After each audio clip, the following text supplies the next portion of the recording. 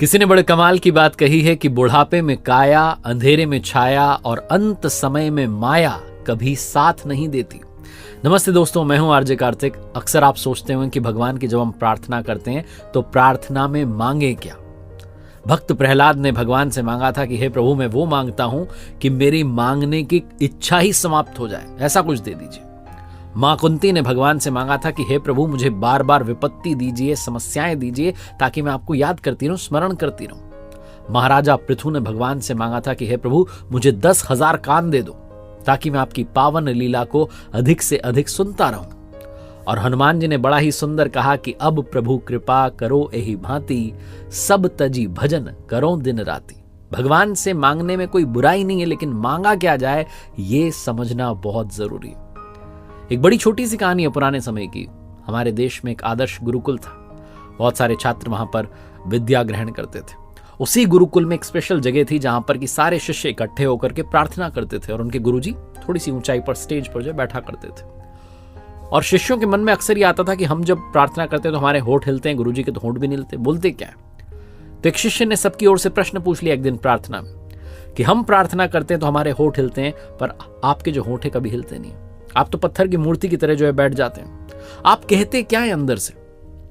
क्योंकि अगर आप अंदर से कुछ भी कहेंगे तो होठों पर थोड़ा कंपन तो आ ही जाएगा, चेहरे पर बोलने का भाव तो आ ही जाएगा, लेकिन आपके चेहरे पर कोई भी भाव नहीं आता, आपके होंठ हिलते भी नहीं। तो गुरुजी ने कहा, बच्चों मैं आपको एक कथा सुनाता हूं, मेरे ही जीवन का वाकया। एक बार मैं राजा की राजधानी में गया और राजमहल के सामने से निकल रहा था तो मैंने देखा कि वहां महाराजा थे और एक भिखारी था। भिखारी फटे हाल बस खड़ा हुआ था, उसके शरीर पर कपड़े फटे हाल थे, बहुत पतला दुबला, ऐसा लग रहा था बहुत दिनों से खाना नहीं खाया, शरीर सूखकर कांटा हो गया था। बस उसकी आंखें दिए की तरह जगमगा रही थी, बाकी जीवन ऐसा लगा कि गायब हो गया है। वो कैसे खड़ा हुआ था ये भी मेरे लिए सरप्राइज था। ऐसा लगता था कि अभी गिरा तभी गिरा, अभी मौत हो जाएगी। तब महाराजा ने उससे कहा कि बोलो क्या चाहते हो। तो उस भिखारी ने कहा कि अगर आपके द्वार पर खड़े होने से मेरी मांग का पता ही नहीं चलता तो मेरे कहने की भी जरूरत नहीं है। क्या कहना है? मैं आपके द्वार पर खड़ा हूं, मुझे देख लो, मेरा तो होना ही प्रार्थना है। गुरुजी कहते हैं कि उस दिन मेरी आंखें खुल गई। उसी दिन से मैंने प्रार्थना करना बंद कर दी। मैं ध्यान में परमात्मा के द्वार पर जाकर खड़ा हो जाता हूं कि वो देख लेंगे। अगर मेरी सिचुएशन कुछ नहीं कह सकती तो मेरे शब्द क्या कह देंगे। अगर मेरी स्थिति वो नहीं समझ सकते तो मेरे शब्दों को क्या समझेंगे। उस दिन से मैंने प्रार्थना करना बंद किया। बस द्वार पर जाकर खड़ा हो जाता हूं, क्योंकि मेरा वहां उपस्थित होना ही पर्याप्त है। आपका प्रार्थना में होना ही पर्याप्त है।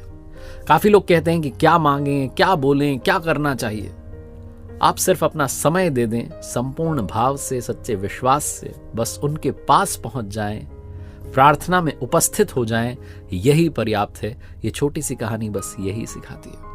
एक बार फिर से वही बात जो अक्सर आपसे कहता हूं, कर दिखाओ कुछ ऐसा कि दुनिया करना चाहे आपके जैसा।